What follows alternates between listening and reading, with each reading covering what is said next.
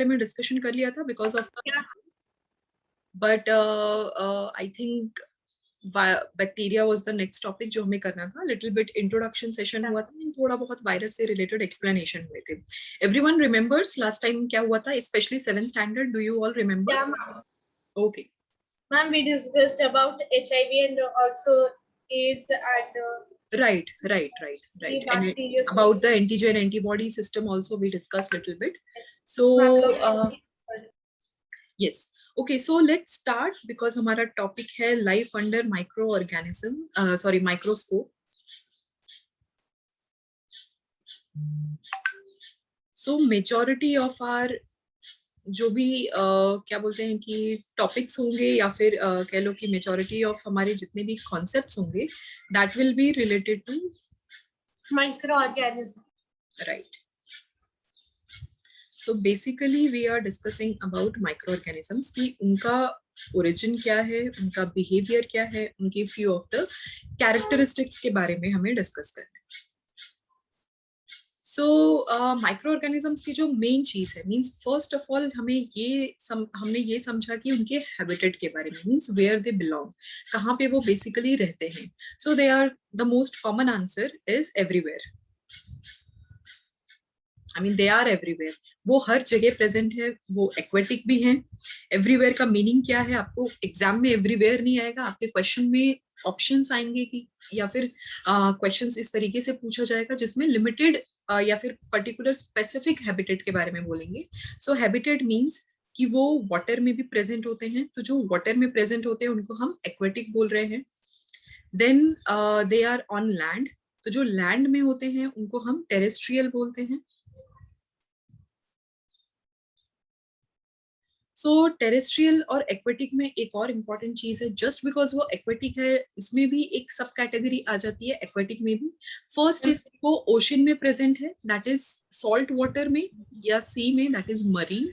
Marine मतलब we are talking about sea, we are talking about ocean. And second is fresh water. Fresh water में क्या present है, हमारे rivers, ponds और streams. So these are examples of, just मैंने आपको example mention किया so that अगर कहीं एक्वेटिक वर्ड यूज हो रहा है, कहीं पे मरीन वर्ड हो रहा है, so you don't get confused.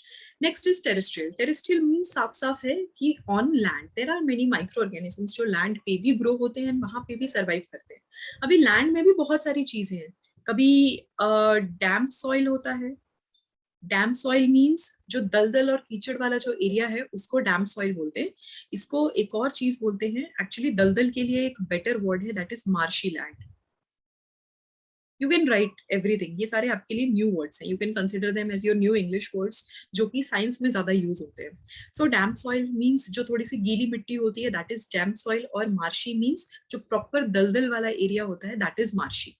Okay, so and also someone from the chat also have said, okay, yeah, sure, yeah, dry land, yeah, of course, जो हमारा normal land है, that is of course the dry land. वहाँ पे majority of the time you will find the fungus या फिर bacteria और algae. mostly आप algae तो aquatic area में ही देखोगे या फिर आप damp soil में देखोगे. Okay, so this means terrestrial. So it means कि वो उसके अलावा ये दो तो हो गए हमारे normal situation. They also are present in the harsh environment. अभी harsh environment में कुछ categories आ जाती है. Yes. Ma'am, in the terrestrial category, there will be also coming that fertile land. Sorry, fertile land. Yeah, ma'am. Okay, so fertile land हमारे normal dry land में आप consider कर सकते हो, क्योंकि जो fertile land है that is what kind of farming वाला land हुआ. Yes. Okay, and there is also something called non farming land, क्योंकि वहां पे आप खेती नहीं कर सकते, it is not that fertile, but still वहां पे कुछ ना कुछ माइक्रो ऑर्गेनिजम्स किसी न किसी वे में प्रेजेंट रहते हैं. और वो क्यों प्रेजेंट रहते हैं, क्योंकि उनको जिस न्यूट्रिशन की रिक्वायरमेंट है, उनको जिस रॉ मटेरियल की रिक्वायरमेंट है, that is there. Okay, so it is fertile या non-fertile because of our requirement. It is not for the microorganism. वो हम कहते हैं क्योंकि we grow the crops.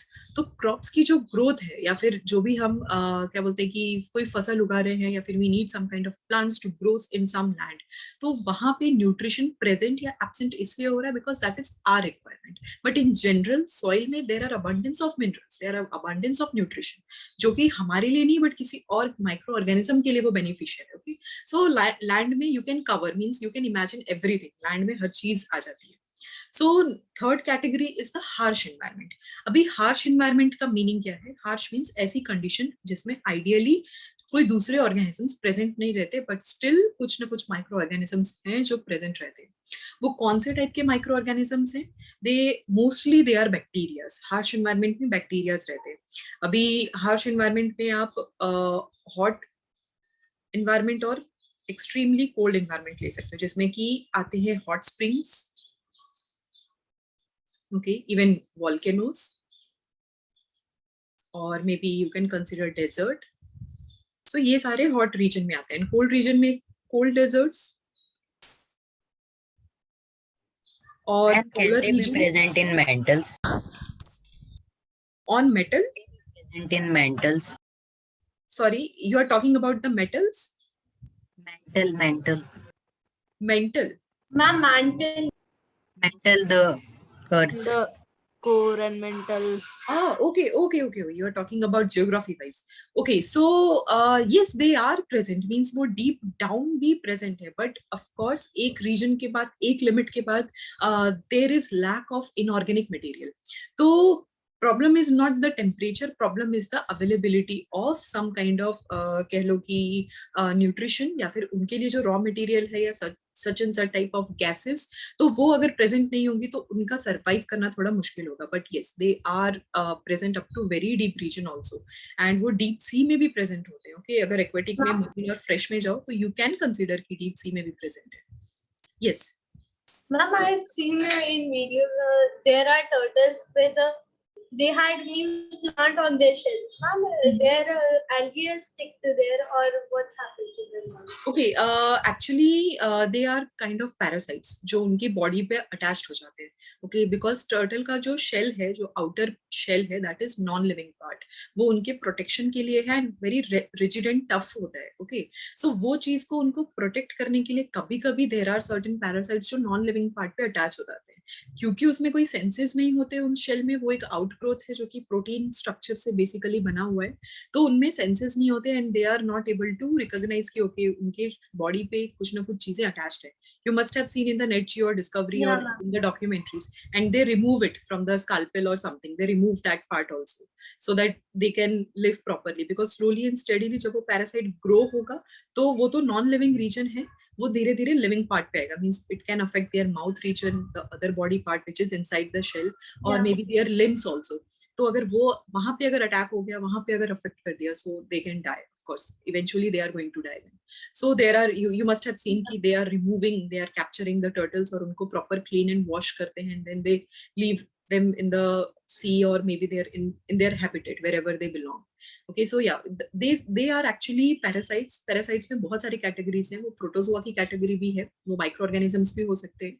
वो parasites actually algae भी हो सकता है, because algae means mostly algae और fungus as a lichen, या फिर there are many things जो कि उसमें present होते हैं, या फिर lower animal kingdom के जो organisms हैं, जो कि animals तो हैं but still उनके पास proper organ system नहीं है, so they are dependent on some other organisms for their nutrition, so that's why they also grow. Yes. Ma'am, I have two pet turtles. Ma'am, one of them is like they both have some. Whenever I touch, after some time, whenever I touch their shells, they had some like they are very smooth, but they are actually, but in normal they are not really smooth. Ma'am, why this happen? And it is, and when I clean them, I saw I had some means green part over there. Ma'am, what is that part? Okay, so the green part must be the algae. Okay, because algae grows on such kind of thing, क्योंकि water है, आप उसको water में रख रहे हो, आप water properly provide कर रहे हो, and moisture है, so ये सारी चीजें favorable condition है for algae to grow. and क्योंकि वो non living shell है तो वहाँ पे slimy और green color का अगर structure दिख रहा है, so that is actually the algae part जो grow हो गया, and जब आप clean करते होगे तो वापस एक rough structure आपको दिखता होगा. Yeah, सो इट हैपेंस, उनको मींस उनकी टाइमली क्लीनिंग की रिक्वायरमेंट होती है। मींस नेचुरल हैबिटेट में टर्टल्स एक्चुअली खुद को क्लीन नहीं करते, वो एल्गी एज इट इज उस पे ग्रो रहता है and throughout the life. अगर आप बिग टॉर्टोइज और ये सारे देखोगे, they are huge and big, okay, और उनके ऊपर पूरा का पूरा उनका जो शेल है उसके ऊपर ग्रीन कवरिंग होती है। सो वो green covering is nothing but the algae growth, और वो एज इट इज रहता है। सो इट नेवर हार्म्स, ऐसा नहीं कि उससे हार्मफुल इफेक्ट होगा, बट या it's something kind of you can say symbiont association, जब दो स्पीशीज एक साथ एक म्यूचुअल अंडरस्टैंडिंग के साथ रह रहे हैं। They are not harming each other, but या they are growing. Yes, okay, so let's move ahead. ये तो हो गया हमारा हैबिटेट से रिलेटेड डिस्कशन। लास्ट टाइम हमने डिस्कस किया था कि टाइप्स ऑफ माइक्रो ऑर्गेनिजम्स, कि बेसिकली कौन कौन से टाइप के माइक्रो ऑर्गेनिजम्स हैं। So the very first one is of course the bacteria, then comes the algae, then comes fungi, yes, then protozoa, and then we have to discuss about Virus. virus. Yes.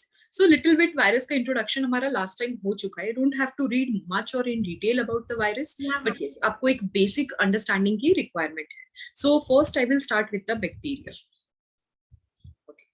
So bacteria के साथ एक first most important चीज जो associated है, क्योंकि आपने cell का chapter पढ़ा है both 7th and 8th standard, so I assume कि आप लोगों को यूकैरियोटिक एंड प्रोकैरियोटिक जैसे कॉन्सेप्ट्स पता है कि एक प्रिमिटिव सेल्स हैं और एक एडवांस सेल्स हैं। We belong to the advanced part, but this bacteria they are the most simplest cells, जिसको आप बोल सकते हो। ये सिंपलेस्ट सेल के फॉर्म के नाम से भी जाने जाते हैं। We can call them primitive cells also.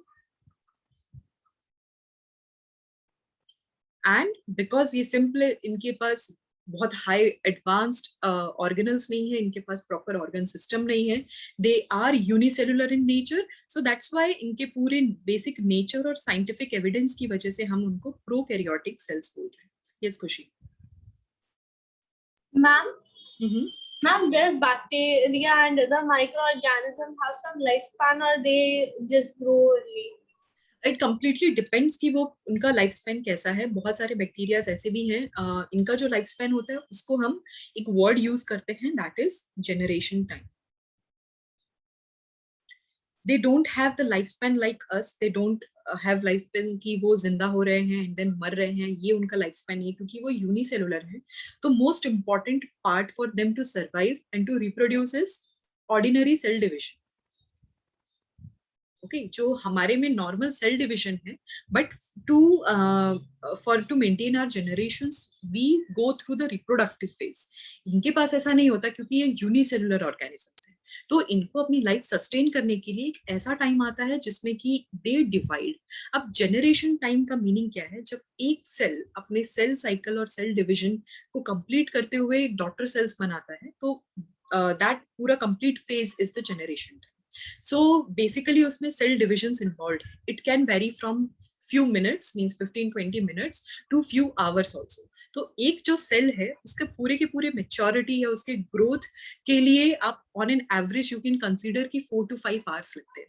इसीलिए in labs means when you will go to the higher studies and suppose if you are in the biology field and you are working in the lab, तो आपको पता चलेगा कि majority of the क्या बोलते हैं कि जो एक्शंस हैं या फिर सेल कल्चरिंग या उनके ग्रोथ के लिए ओवरनाइट रखना पड़ता है, तब जाके हमें कॉलोनीज मींस क्या बोलते हैं कि अबंडेंट अमाउंट या फिर हायर नंबर ऑफ बैक्टीरियाज मिलते हैं, क्योंकि उतना टाइम उनके लिए इनफ होता है सेल डिवाइड करके विजिबली मींस अपीयर हो, या फिर हमें कहीं ना कहीं माइक्रोस्कोप पे हम थोड़ा बहुत देख पाए।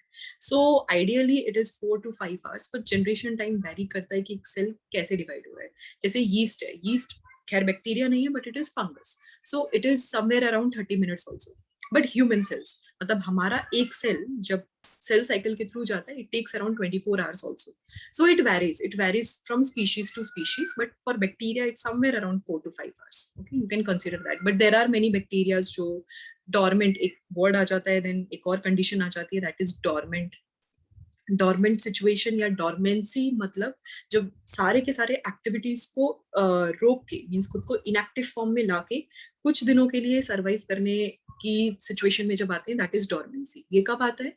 जब बाहर का जो एनवायरनमेंट है that is completely unfavourable, means इधर टेम्परेचर उनके हिसाब से नहीं है और पीएच उनके हिसाब से नहीं है, और may B they need certain kind of nutrition, या फिर सब्सटेंसेस जो ऑर्गेनिक और इनऑर्गेनिक सब्सटेंसेस है उनके कॉन्सेंट्रेशन में बहुत ज्यादा डिफरेंस है, they can not survive anymore, तो वो खुद को कंप्लीटली इनएक्टिव फॉर्म में ले आते हैं एंड थोड़े दिनों के लिए सर्वाइव करने के लिए, और जैसे ही फेवरेबल कंडीशन आता है then they again start their usual activity. So this is also one of the things.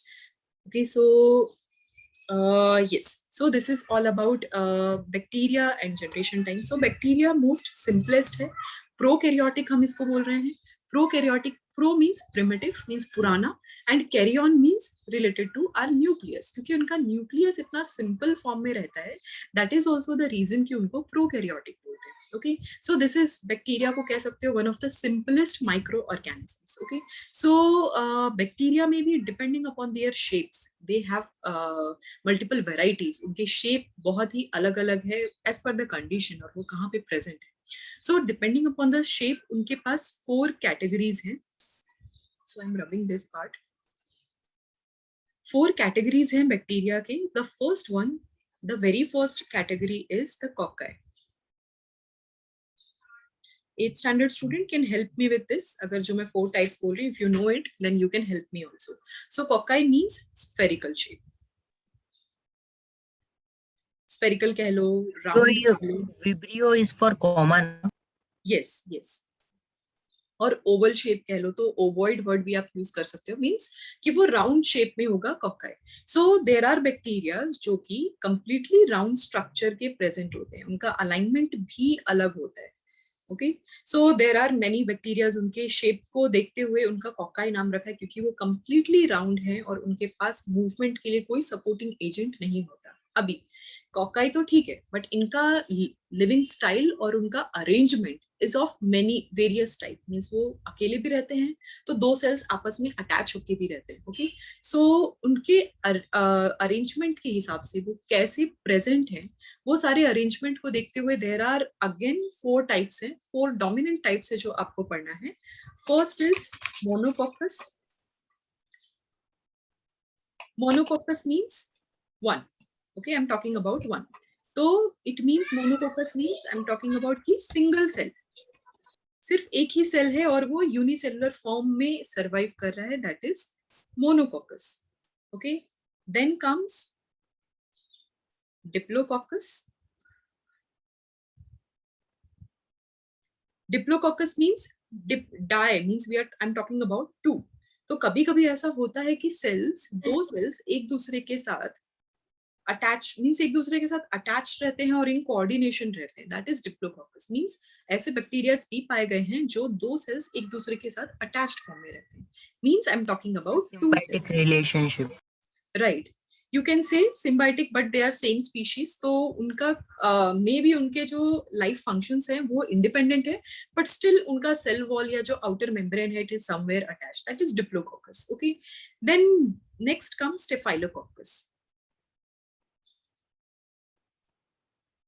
सबने अंगूर का गुच्छा देखा हुआ है, बंच मींस बेरीज के बंच और ग्रेप्स के बंच. ओके, सो स्टेफाइलोकोकस का सेम अरेंजमेंट रहता है, means cluster of various cells, जब एक साथ बहुत सारा क्लस्टर एक साथ अरेंज्ड रहता है, that is staphylococcus. So staphylococcus means cluster of cells. और बेटर अंडरस्टैंडिंग के लिए you can say grape like structure.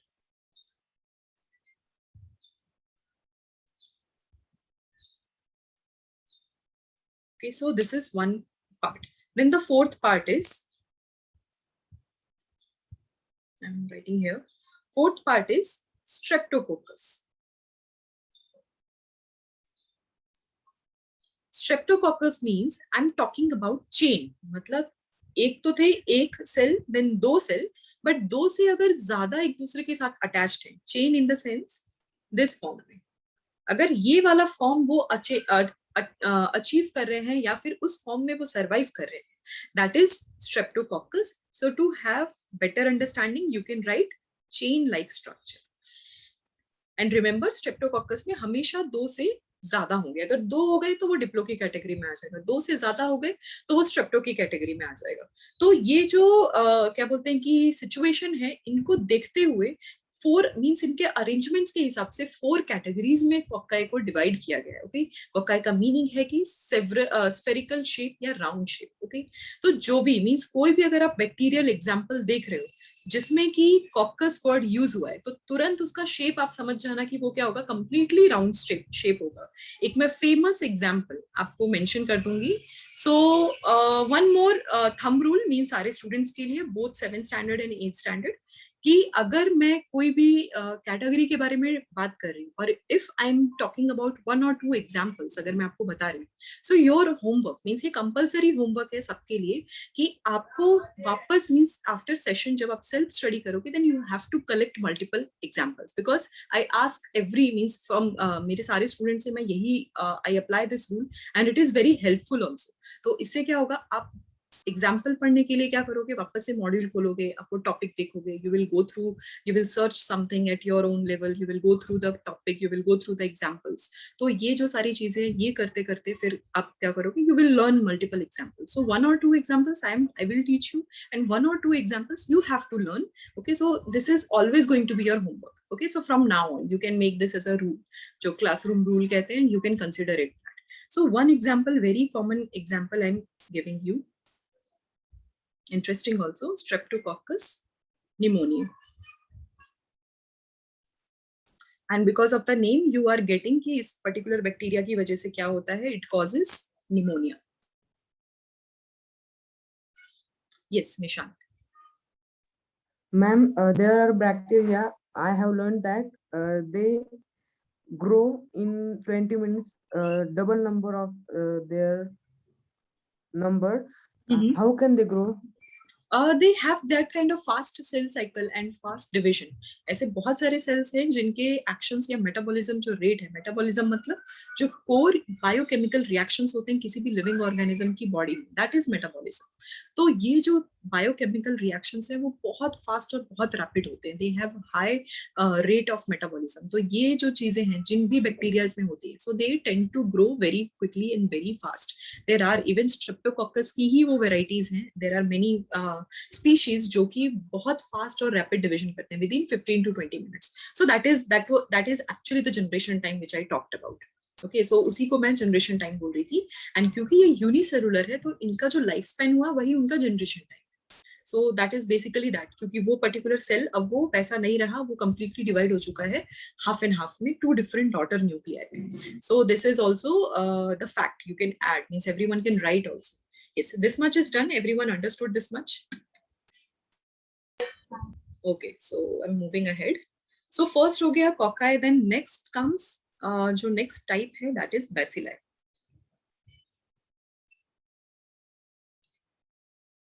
Bacilli का meaning अगर मैं word meaning की बात करूँ, it means rod like.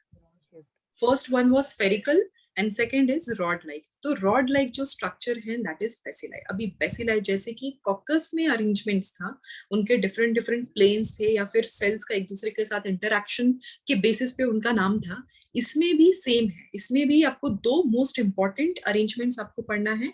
First is normal monobacilli. मोनोबैसिलाई को कहीं कहीं सिर्फ और सिर्फ बैसिलाई भी कंसिडर किया जाता है. It means we are talking about single cell. And next is diplobacilli. Ma'am, lactobacillus is also a type of bacilli, na? Right. So diplobacilli means 2 cells. Okay, so this is one thing. तो mono means single. अभी rod like structure कैसा होगा? This is the type of their structure. So अगर ये mono है तो this is the mono form. They have one supporting agent for the movement sometimes and sometimes not. तो इस supporting या movement के लिए जो चीज इनके पास present होती है, that part is known as flagella. You can star mark it. अभी नहीं, but in future you are going to study about flagella in detail. And then diplobacilli.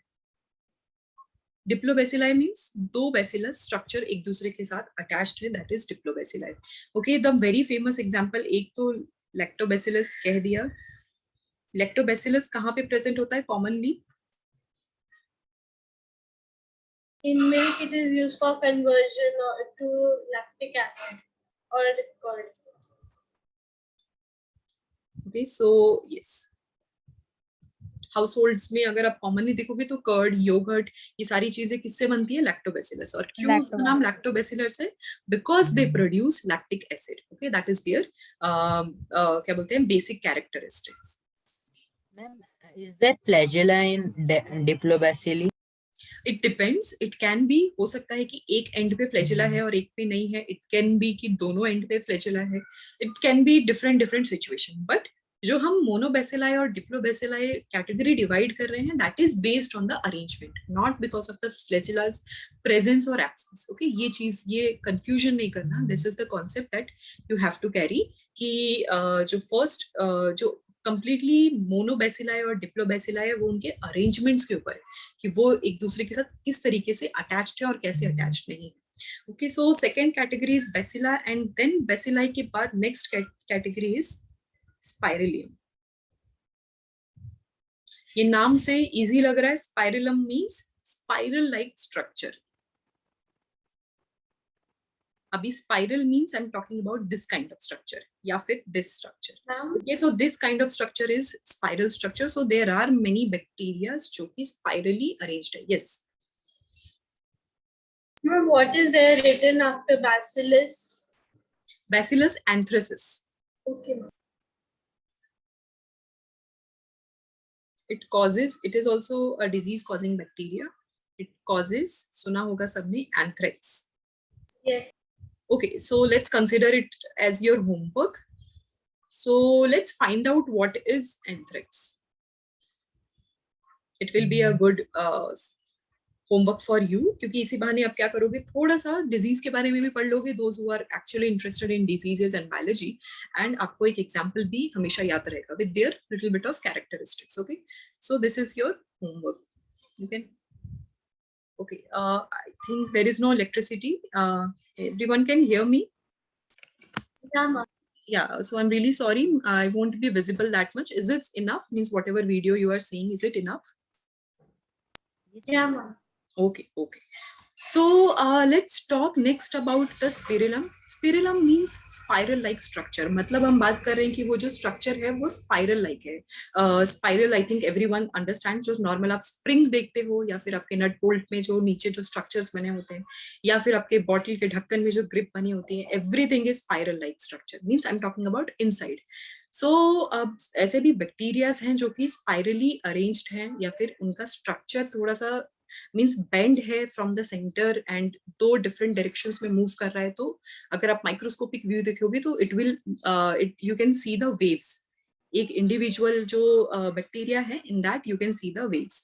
तो वो जो वेव्स दिखते हैं that causes this spiral like structure. तो वो चीज का एक एग्जाम्पल, इसमें ज्यादा कुछ आपको समझाने के लिए नहीं है, it's just the structure. Example is spirochetes. Okay, and spirochetes में को एक और मीन्स इसका proper name Treponema pallidum. Okay, yes, so I'm coming to the next category also. And someone has asked about flagella is present in protozoa. Yes, Shlok, flagella is present in protozoa, and उसके different क्या बोलते हैं कि types आती हैं, characteristics.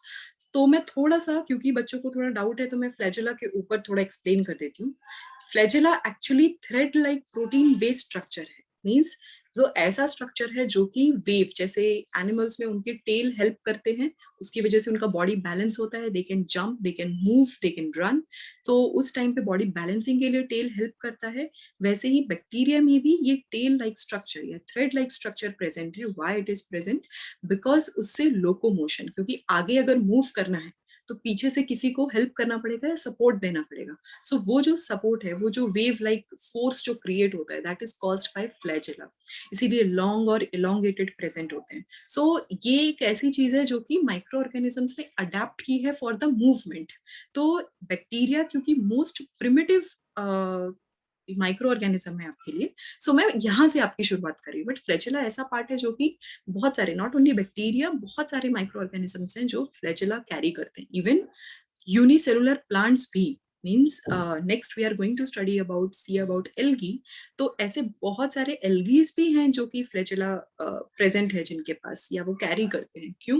क्योंकि उनको move करना है। सो बेसिकली फ्लैजेला का प्रेजेंस अगर कहीं भी है, it is related to the movement of cell.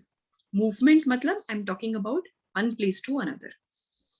Ma'am, does any human cell have a flagella? Flagella like structure or tail? Yes, human cell, that is the reproductive cell. Gamete, male gamete, they have. Okay, so it's a flagella like structure or tail like structure. This is the signature of male. So male gamete they have, but yes, typical flagella they don't have, because flagella एक ऐसी चीज है जो lower organisms ने adapt किया था for their movement. And हमारे पास वो means we are not unicellular anymore, we are multicellular and more complex. तो जितनी ज्यादा complexity बढ़ेगी उतनी ज्यादा आपका क्या कह लो कि हमारा जो cellular organization है वो completely change हो गया। और cellular organization क्यों change हुआ? क्योंकि हमारी requirements change हो गई। हमारी body खुद मूव कर सकती है as a whole individual and we can get what we want. तो जब वो सारी चीजें हो रही हैं तो उसके लिए सेलुलर लेवल पे इतने अडेप्टेशंस की रिक्वायरमेंट नहीं होती, बिकॉज जब भी हम अडेप्टेशंस या फिर एडवांसमेंट की बात कर रहे हैं तो हमें एज अ इंडिविजुअल देखना है, not as a cellular level, because ये यूनिसेलुलर है। दैट इज द रीजन कि इन्होंने फ्लैजेला लाइक स्ट्रक्चर अडेप्ट किया है। Okay, so this is the example which you have to understand. Everyone understood यहाँ तक? Type, coccus, bacilli and spirillum. ये तीन पता चल गए सबको? Shall I move ahead? Ma'am, Yes, ma'am. Yes. ma'am, is Euglena bacteria or a fungi or any other microorganism?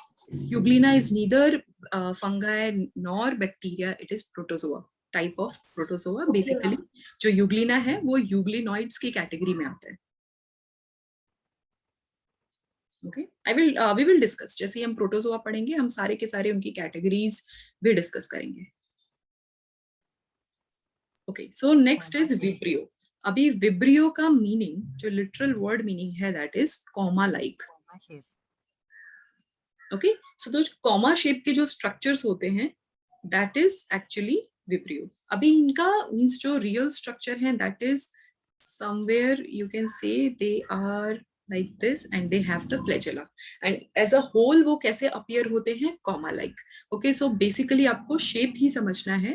then इसका famous example is Vibrio cholerae. Okay, it causes what? Which disease? Cholera. Right, cholera क्या है? Dysentery disease है, यानी हमारे digestive system को affect करने वाला disease है। Okay, so yes, bacteria, this is all about bacteria. So basically हमने 4 टाइप्स ऑफ बैक्टीरियाज पढ़े। अभी बैक्टीरिया का बेसिक कैरेक्टरिस्टिक्स देखिए तो most simpler form prokaryotic cell, okay, simplest micro organism you can say, जो कि depending upon the shape 4 parts में divided है, 4 कैटेगरीज में डिवाइडेड है। 1 is coccus, second is bacilli, third is spirillum and fourth is vibrio. I have given you 1 or 2 examples of each category. आपका homework है कि at least try to find out more than 1 examples, means आपकी side से भी 1 each example it should be added. Okay, it can help you, means आपको memorize करने में it will be better. Okay, so this is your homework of bacteria portion.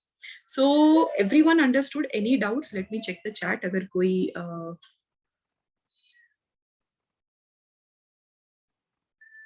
okay, yes, let's move ahead. Shall I move ahead? यहाँ तक सबको समझ में आ गया? Yeah, ma'am. Okay. Ma'am, are So- there any amphibians in plants?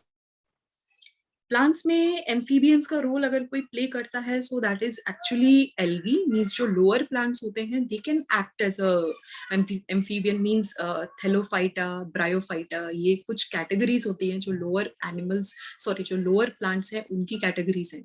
So they are also known as amphibians of plant kingdom. क्यों उनको amphibians of plant kingdom बोल रहे हैं? क्योंकि वो ऐसे ऑर्गेनिजम्स हैं जिनका एक लाइफ स्पैन डिपेंड करता है कंप्लीटली कंप्लीटली वाटर वाटर पे, कि वो कंप्लीटली वाटर उनके लिए रिक्वायर्ड है सर्वाइव करने के लिए, और एक लाइफ स्पैन जब वो मेच्योर हो जाते हैं या फिर दे आर एडल्ट्स, तब उनको लैंड पे मूव हो जाते हैं या फिर कंप्लीटली लैंड पे शिफ्ट हो जाते हैं, और means they grow as a tree, sorry as a plant on the land. Okay, so there are many things, क्योंकि एम्फीबियन का मतलब क्या है, the organism which can grow in survive in the water or in the land also. Okay, so ये ऐसे कुछ plants भी होते हैं, we call them because of their nature, क्योंकि उनका half phase plant water में जाता है और half phase उनका land पे रहता है. So you cannot say amphibians actually animal के लिए terminology हुआ है, so don't interchange मत करना. Amphibian सिर्फ और सिर्फ meaning आया है एनिमल के लिए, कि ऐसे बींग्स, ऐसे एनिमल्स जो कि दोनों हैबिटेट पे सरवाइव कर सकते हैं. सो वी कंसिडर जो प्लांट्स हैं हम उनको बोल रहे हैं एम्फीबियन लाइक, जैसे हम रेफरेंस दे रहे हैं, जैसे एनिमल्स सरवाइव करते हैं वैसे प्लांट्स भी कर सकते हैं, ये हम रेफरेंस दे रहे हैं. वी आर नॉट सेइंग कि एम्फीबियंस में प्लांट की कैटेगरी भी आती है, we are not saying that. So ये दोनों ही अलग स्टेटमेंट है. Okay, so please don't get confused कि एम्फीबियन एक कॉमन टर्मिनोलॉजी है जो कि एनिमल और प्लांट दोनों के लिए यूज कर सकते हैं. No, it's not like that. Amphibians plant animal के लिए यूज कर रहे हैं, प्लांट में उसका रेफरेंस दे रहे हैं. ओके, या is this clear? Okay, let's move ahead for the next part, that is algae. अभी algae के लिए मेरे पास I was going through the modules, तो I came up with a very interesting table, but उससे पहले मैं थोड़ा सा आपको introduce करवा दूंगी. अभी algae क्या है? Basically algae is unicellular plants. अभी यूनिसेलुलर क्यों है और प्लांट्स क्यों है, दोनों का एक्सप्लेनेशन मैं आपको दे रही हूँ. यूनिसेलुलर मतलब सिंगल सेल हो गए. प्लांट्स का यूनिक कैरेक्टरिस्टिक्स क्या है? Can anyone tell me why plants are unique?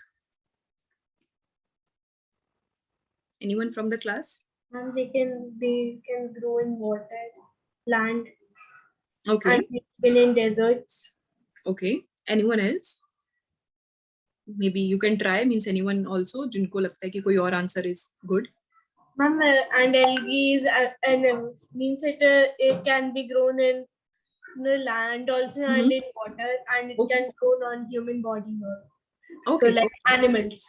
okay, okay. Yes, sure. Yeah. Ma'am, in food also. Okay, okay. It can change sunlight into glucose and all. Okay, yeah. So actually plants को हम क्या बोलते हैं? We call them producers. What they produce? Food. Okay, और वो food कैसे produce करते हैं? By photosynthesis. Photosynthesis सबको पता है? Everyone? Yes. Yes, ma'am. 7th standard also, 8th standard also? Yeah, ma'am. Okay, सो फोटोसिंथेसिस का बेसिक कॉन्सेप्ट क्या है कि जितने भी रॉ मटेरियल्स हैं यानी इनऑर्गेनिक सब्सटेंसेस हैं वो किस में कन्वर्ट हो रहे हैं? Into organic substance. Okay, Glucose. Right. और हम क्या हैं? We are consumers. तो वो जो भी ऑर्गेनिक सब्सटेंस है वो क्या है हमारे लिए? Food. That's why we call it कि वो प्रोड्यूस क्या करते हैं? Food. So this is the unique characteristics. यही वो कैरेक्टरिस्टिक्स है जो कि यूनिक है इन द प्लांट. ये इन जनरल प्लांट का कॉन्सेप्ट बताया मैंने, सिर्फ और सिर्फ एल्गी के लिए नहीं, सारे प्लांट्स का ये यूनिक कैरेक्टरिस्टिक्स है. और ये जो फोटोसिंथेसिस हो रहा है उसके लिए रिस्पॉन्सिबल कौन है? Chlorophyll pigment. Yes.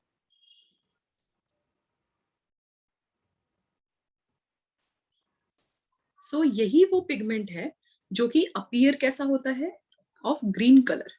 Dominantly chlorophyll green colour का है, but there are brown colour of pigment also, there are somewhere red और purple colour pigment also. Okay, so dominating जो कलर प्रेजेंट होते हैं दैट इज ग्रीन कलर, क्योंकि वो क्या कर रहे हैं? क्लोरोफिल हेल्प करता है सनलाइट को ट्रैप करने में और एनर्जी स्टोर करवाता है, जिससे कि प्लांट प्रोसेस कर पाता है जितने भी इनऑर्गेनिक कंपोनेंट्स हैं उनको कन्वर्ट किया जा सके ऑर्गेनिक यानी ग्लूकोज के फॉर्म में. और ग्लूकोज हमारे लिए फूड है, मीन्स कंज्यूमर्स के लिए फूड है. Okay, so this is the unique characteristic of any plant.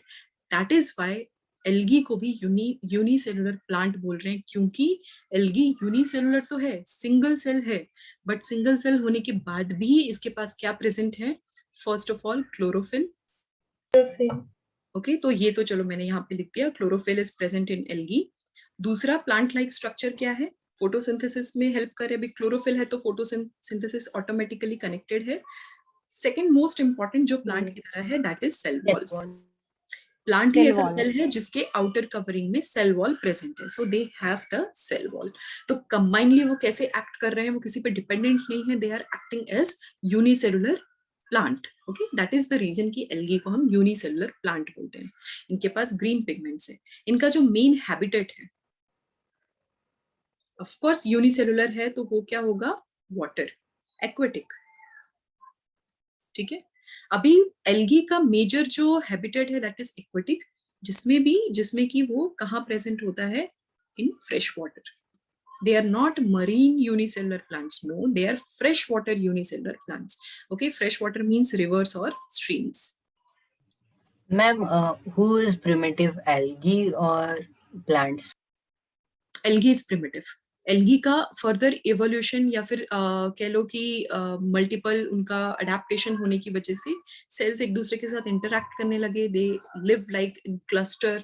उसके बाद एक स्टेज आया एवोल्यूशन का कि एल्गी से प्लांट फॉर्म हुए, एंड करेंटली जो हम ट्रीज, हैवी जायंट ट्रीज जो हम देखते हैं, so this is the end of the evolution. And means ये लेटेस्ट वर्जन है, but algae of course most primitive है।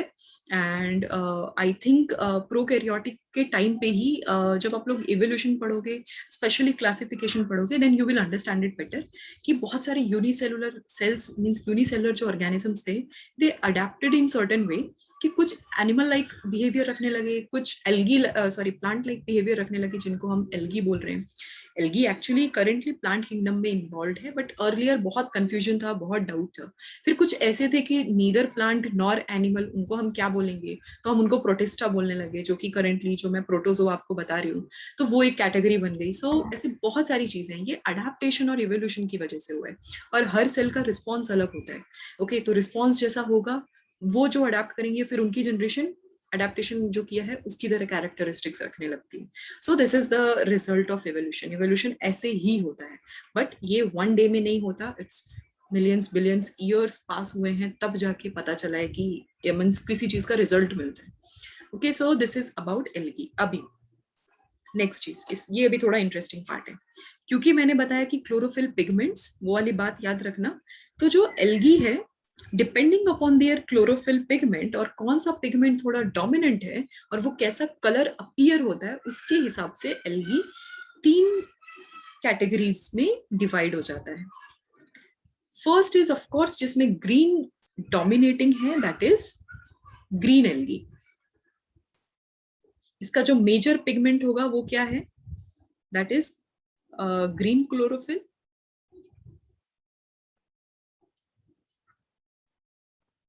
Okay, then next is brown algae.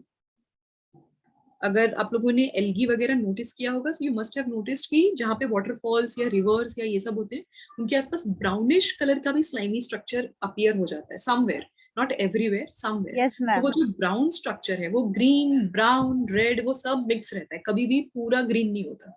Okay, बीच बीच में दूसरे दूसरे पिगमेंट्स भी दिखते हैं। सो that is this only brown algae. तो यहाँ पे क्या है, यहाँ पे of course green colour, green chlorophyll हमेशा प्रेजेंट है, ये कॉमन है। तो ग्रीन क्लोरोफिल तो है, बट उसके साथ साथ क्या है, ब्राउन पिगमेंट भी प्रेजेंट है। तो ब्राउन पिगमेंट होने की वजह से वो ब्राउनिश कलर अपीयर होने लगता है, not exactly green, that's why उसको ब्राउन एल्गी कह रहे हैं। उसके अलावा third category is red algae. So again इसमें क्या है, ग्रीन पिगमेंट भी प्रेजेंट है, बट उसके साथ साथ ईदर रेड और पर्पलिश कलर प्रेजेंट रहता है, पर्पल पिगमेंट। तो ये पिगमेंट प्रेजेंट होने की वजह से they appear somewhere related to red colour, तो इसीलिए उनका अपीयरेंस के हिसाब से इनको ग्रीन एल्गी, ब्राउन एल्गी और रेड एल्गी में डिवाइड किया हुआ है। अभी let me share. Blue green algae. Yes, blue green algae भी होता है, but that is we call, जो ब्लू ग्रीन एल्गी का जो रेफरेंस है वो हम देते हैं एक बैक्टीरिया फॉर्म, या फिर एक बैक्टीरिया का टाइप होता है, that is cyanobacteria. You will study, ये सारी चीजें आप पढ़ोगे, वो तब कब ये होता है ये, क्योंकि जब आप मोनेरा पढ़ोगे, जब आप क्लासिफिकेशन पढ़ोगे, सो मींस बहुत सारे किंगडम हैं, तो ऑफ कोर्स फर्स्ट किंगडम है that is about Monera, means bacteria, और जितने भी प्रोकैरियोटिक ऑर्गेनिजम्स हैं उनके बारे में उनके डिटेल्स पढ़ोगे। तो प्रोकैरियोटिक ऑर्गेनिजम्स में भी जब अडेप्टेशन किया था तो they actually started preparing their own food at some time. तो ये जो चीजें हैं, वो जो प्रिमिटिव मींस जो मोस्ट प्रिमिटिव बैक्टीरियाज थे, फिर ट्रू बैक्टीरिया आ जाते हैं, there are certain categories also bacterias में। तो वो उसमें जब साइनोबैक्टीरिया होता है उसको हम ब्लू ग्रीन एल्गी रेफर करते हैं। Okay, that is not typical algae, वो रेफरेंस है सिर्फ, क्योंकि उनके पास खुद का भी एक पिगमेंट प्रेजेंट होता है, that is the reason, and it appears bluish और greenish colour. Okay, so yes, everyone understood. मैं आपके साथ अभी एक मॉड्यूल का एक सेक्शन आपके साथ शेयर करूंगी, क्योंकि वो टेबल अगर स्टडी करेंगे it will help you out little better. Okay, so जैसा कि मैंने ग्रीन, ब्राउन और रेड एल्गी के बारे में बोला, सो इनके कुछ एग्जाम्पल्स। अभी ये एग्जाम्पल्स तो आपको ध्यान में रखना ही है। मोस्ट इंपॉर्टेंट यहाँ पे जो एग्जाम्पल है ग्रीन एल्गी में, मैं वो बता रही हूँ क्योंकि बहुत सारे दिए हुए हैं। सो क्लोरेला और क्लेमाइडोमोनास, ये दोनों चीजें भूलनी नहीं। क्यों नहीं भूलनी है? क्योंकि ये मोस्ट कॉमन है, जो शायद सबसे ज्यादा क्या बोलते हैं कि यूज होता है, मींस क्वेश्चंस में यूज होता है, एमसीक्यू में यूज होगा, तो मैं एग्जाम पॉइंट ऑफ व्यू से कह रही हूँ। सो क्लोरेला और क्लेमाइडोमोनास ये नहीं भूलना। Then Laminaria and Fucus, and then Chondrus. अभी इनके बेसिस पे, because most common is green algae, इसीलिए उसके एग्जाम्पल्स भी आपको ज्यादा दिए हुए हैं। So based on few of the algaes, उनके सेलुलर ऑर्गेनाइजेशन, हैबिटेट और बेसिक कैरेक्टरिस्टिक्स के बारे में डिस्कस किया हुआ है। So the very first one is, मैं 2 से 3 आपको एक्सप्लेन करूंगी, बाकी आर सेकेंड होमवर्क इज आपको बाकी टेबल का एक बार पढ़ना है, and you have to have that kind of understanding. Can everyone do that? Means is it too much of homework? No, ma'am. But No, ma'am. Yes. but can you send this PPT on it so we'll watch the table? Okay, yes, of course I will. Okay, so the first one is chlorella. Okay, so chlorella means कि इनका जो first of all वो green algae के category में आता है। Second is unicellular, of course उनका जो सेलुलर ऑर्गेनाइजेशन है वो यूनिसेलुलर तो है, बट उनका shape is somewhere spherical. Habitat यहाँ पे दिया हुआ है, they are fresh water also, they are terrestrial also. But terrestrial का मीनिंग ये नहीं है कि वो कंप्लीटली ड्राई लैंड पे एग्जिस्ट करते हैं, वहां पे वाटर या ह्यूमिडिटी बहुत ज्यादा होनी चाहिए। ओके, देन उनकी few characteristics, they are non motile. Of course वो स्फेरिकल शेप में है, तो आपने ये चीज बैक्टीरिया में भी नोटिस की, जो स्फेरिकल होते हैं उनके पास फ्लैजेला प्रेजेंट नहीं होता। तो अगर उनके पास फ्लैजेला प्रेजेंट नहीं होगा तो उनका मूवमेंट जो है वो एक्सटर्नल फोर्सेस या सोर्सेस करवाएंगे, लाइक विंड की वजह से होगा, वाटर करंट की वजह से उनका मूवमेंट होगा। वो खुद से अपने आप एक पोजीशन से दूसरे पोजीशन मूव नहीं कर पाएंगे। So they are non motile. Cup shaped chloroplast. अभी क्लोरोप्लास्ट एवरीवन अंडरस्टैंड्स क्या होता है? एक ऑर्गेनल जो कि प्लांट सेल में प्रेजेंट होता है, दैट इज क्लोरोप्लास्ट। वहां पे क्या प्रेजेंट है? क्लोरोफिल प्रेजेंट है। तो जो क्लोरोप्लास्ट का स्ट्रक्चर है that is somewhere around cup shape, okay, and high source of proteins. तो ये इनका फ्यू कैरेक्टरिस्टिक्स है, मींस ये यूनिक क्यों है, ये उनके 2-3 डिटेल्स हैं, ये सारे फैक्ट्स हैं जो आपको समझने पड़ेंगे, क्योंकि एमसीक्यू में डायरेक्टली इस टाइप के क्वेश्चंस पूछ लिए जाते हैं, स्पेशली 7th स्टैंडर्ड के लिए मैं कह रही हूँ। So you have to be very careful about it. आप लोगों को मार्च में इन्हीं सब क्वेश्चंस पे एग्जाम्स देने हैं। Okay, so the next one is chlamydomonas. अभी क्लेमाइडोमोनास क्या है? Of course unicellular and oval, okay, fresh water. अभी फ्रेश वाटर में प्रेजेंट तो है। Then second, 2 flagella for movement. इनके पास ओवल शेप भी है प्लस 2 फ्लैजेला भी प्रेजेंट है।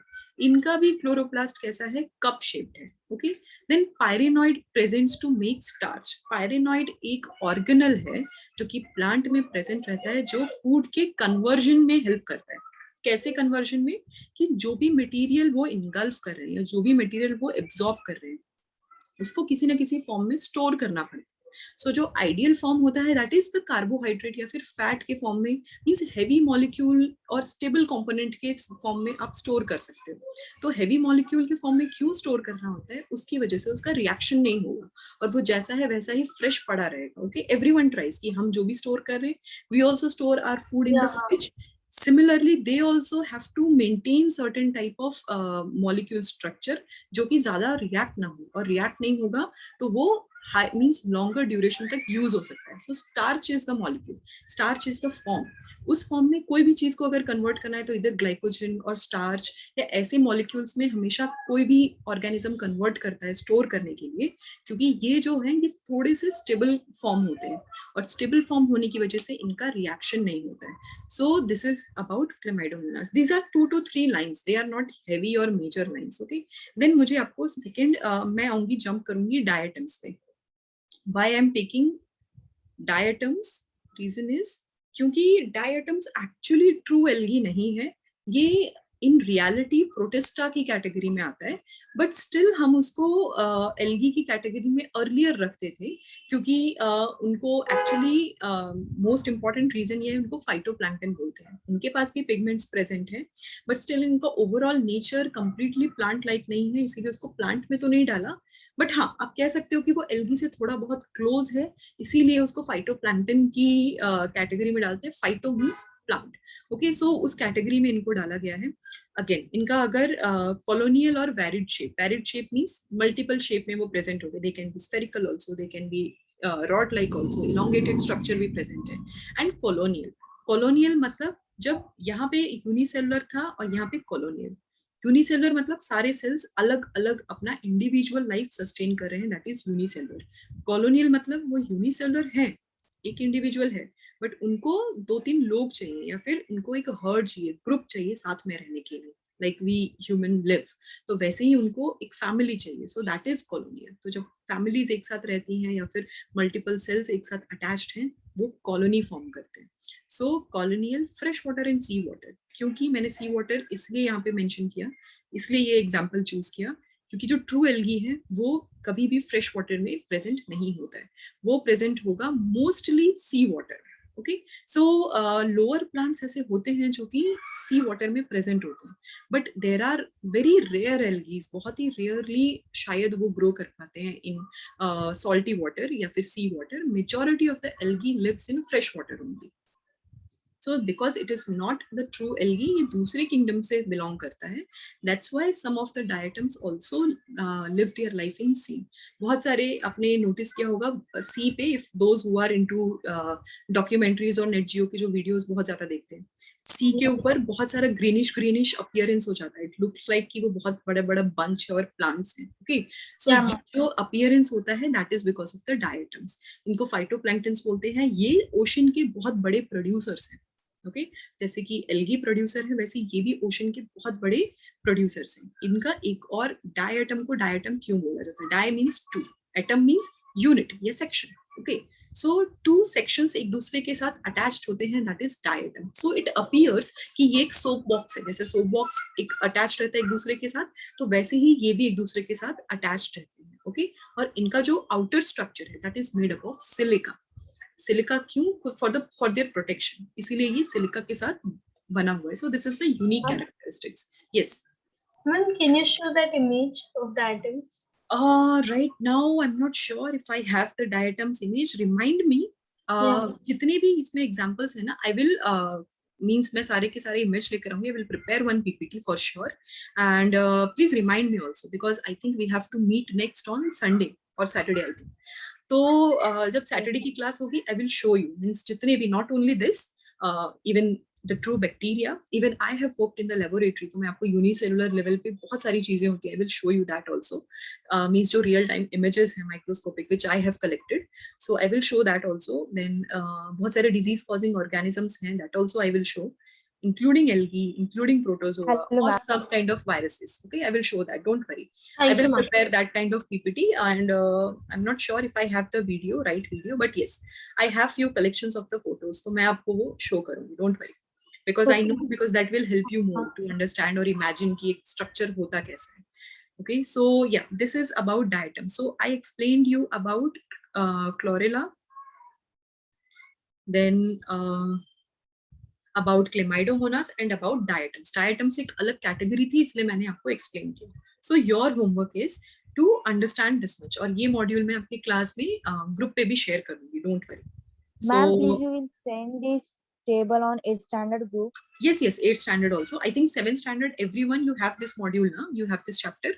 Yeah, ma'am. Okay, so those who don't have, तो मैं आपको ये शो करती हूँ. This is for future knowledge also. Not only कि ये 7th का syllabus है, but इसमें जो points हैं, this will help you to understand the concept better. चाहे वो 8th standard के ही बच्चे क्यों ना हो, and you will have better understanding and better knowledge. So बहुत सारे examples आपके दिमाग में रहेंगे, तो आपका MCQ या आपके exams जो हैं, वो easy हो जाएगा. So up to LE, everyone understood? Yeah, ma'am. Okay, so we finish bacteria ma'am. and algae. So next we will talk about virus and fungus and protozoa, including the pictures and presentation. Okay. Yeah, ma'am. Okay. So any of the questions, please message me personally. I will handle those questions. Yeah, and thank you everyone for your patient listening. Have a nice day. Bye, ma'am. Bye.